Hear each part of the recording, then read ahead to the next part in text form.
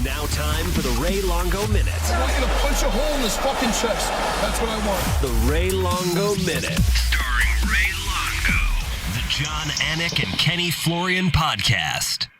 All right, the great Ray Longo now joins us live, and there's no time to waste bemoaning the fact that you're still not on video because one of your star pupils, UFC bantamweight contender Aljamain Sterling, who was featured on the Anik and Florian podcast last week, by the way, is going to be fighting in a title eliminator on pay-per-view June 6th in Las Vegas. We need to know, Ray, has the flight been booked? Are you going to Las Vegas? Oh, man. Let me tell you something. First off, I mean, with everybody being able to hear what you say, I mean, I can't. You think I want DC ripping me apart? You think I want to be there and listen to DC criticize me? He ruined those guys' career, John. John, he took his career. Right. Montoya and those guys are finished because of DC. You think I'm taking? I've had such a good career, John. I can't take that chance. I just can't take it. I can't take it.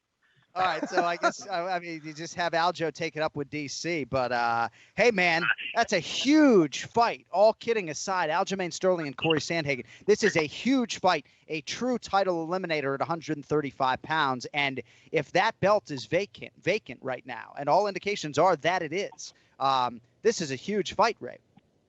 No, this is a huge fight. Look, I'm at the gym now.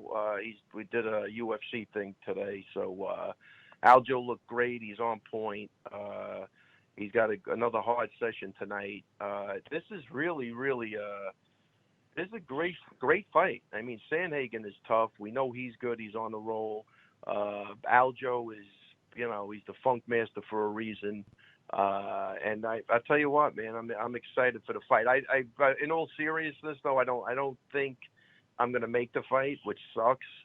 Yeah. I think, I think it's coming from a good spot. Like, look, when this thing started, we were in the heat of this whole pandemic, especially in New York. So, he's got Al going. Al's always been in the corner with him. So Al's going to take the lead on this one. And I think that's what's great when you have a great team. He'll have good people that he's been working with. He's had the same guys to work with. It is what it is. I wish it was at a different time, realistically, but I don't know. I think I actually think they kicked me out of the corner. I'm not sure yet, but I know Aljo told me Sarah called him and said, listen, if you won the fight and Longo dropped dead the next day, would that be good? Would that be a good victory? So, I guess I'm the old guy in the room, John. Wait, what did he say? What was that? What was Aljo's answer? Said no, Aljamain said no. That would be a good trade-off. I get the win, and then we get to get rid of him. The win's the most important thing. thing. The same night. So we know you celebrated a birthday recently. We know you work out every day. I mean, do you feel like, in all seriousness, that like your age is being used against you? Because I know a big part of you is dying to be out there for your guy in a huge spot. No, 100%. I think it's being used against me. It just, even with all the media stuff, I feel great. Look, if I'm going to get that thing, give it to me now, man, while I'm healthy. I know I'll be able to deal with it. I'm not even joking, but I got to say, look, man, it's all coming from a good spot. I mean, Matt's really adamant on me not going. And I got to give it, again, I could be pissed, but I know it's coming from a good spot. So I think, at the end of the day, I can't argue with anything, but I want to be there. There's still something in the back of my head that says we're going to be there, but we'll see what happens. Well, hey, I mean, I'm going out there for a couple weeks. If there was a way for us to somehow drive there together, I would come pick your ass up. And I don't know how far north I can go with a cross-country drive ahead of us, but I wish there was a way for us to get creative and somehow avoid the airports. Is there anything you can do from a coaching standpoint from home? I don't want to get you in trouble, Kenny. I don't know if he's allowed to communicate with the corner, but I'd imagine You'll be pretty anxious standing up in your living room trying to watch this fight without a direct line to the corner. Yeah, well, I mean, they'll have, we'll go over everything. I mean, there's other guys in the corner that I'm close with that, watch me while I'm training them, and, we're always in communication, even when I'm not there. So I feel really good with that. And, again, it's just shitty feeling. It's rare. I don't know if I think the last time, John, I was not in somebody's corner was when Al was on the show with you. I think that was it, man, and that was crazy watching that from a bar every week. That was nutty.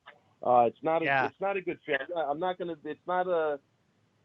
I'm really, really, really kind of upset about it, but it is what it is. Ray, So, I mean, this whole thing's been weird. So. But Ray, I'm not trying to make you feel better, but don't you feel like most of the hard work or all the hard work is done really in training? You're going to be a part of that.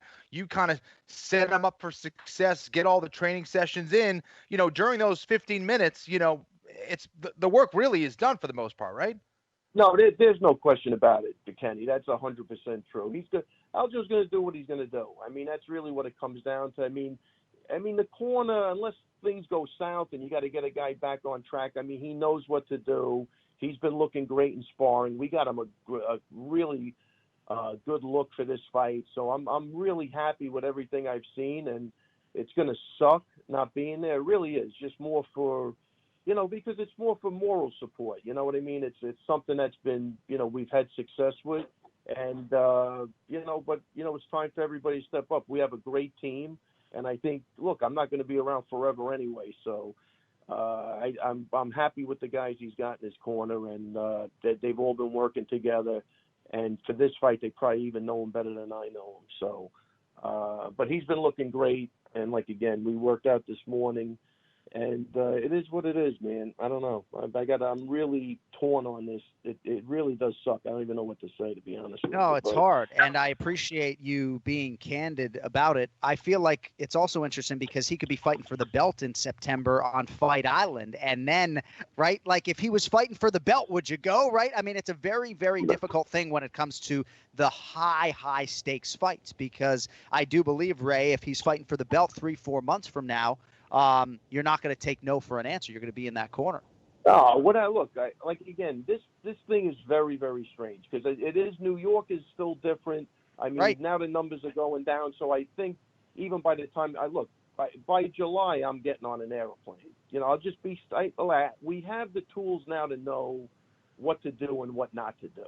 You know what I mean? So I believe you'd have to make a mistake now to really get hit with this thing. You know what I mean? Where you're touching somebody, then you're rubbing your face. But as long as you're diligent with a little social distancing and you're washing your hands, I feel good. I feel I have the knowledge to avoid this thing, and it's just unfortunate. But again, if the camp would have started today, I think it would have been a different story.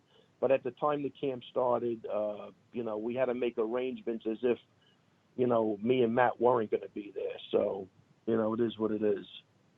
Wow, that'll be a different look in that corner, Cam. And but you're right, Aljo's got a lot of good people, and if Ali Quinta is going to be in that corner, I think you got to feel pretty good that it's it's in his hands. I think Al definitely knows the way I coach. I think he's the closest guy to be able to do that. He's awesome. I'm really I love that guy. So he knows what's going on, and they've been doing a great job. They started with Aljo, they've been training at Al's house. So, again, he's got the same, cast of, people that have always gotten him, looking good. So I feel good with the Marabs and Al, and everybody's been pitching in. So it's great to know that you're surrounded by people that can pick up the slack, too. And I'll be right there at the commentator table. So if you need me to shout something in Aljo's direction, just shoot me a text, and I'll see what I can do. I love it, man. I just told DC he's going to handle the wrestling for this fight. I told DC's got the wrestling, and Quinta's got the striking, and Aljo's good with his jiu-jitsu. He's got that covered. Yeah. So we're good. Just tell DC to bring his A game. Start looking at tapes on Sandhagen if he can. Hey, before we let you go, Billy Q's fighting this Saturday, too. Shout out to your guy, Billy Q, fighting Spike Carlisle, I believe, on May 30th. So. Oh man, I didn't even realize. Get your head out of the gutter, Raymond. We've had this conversation before. What a great kid Billy Q is. So best of luck to him.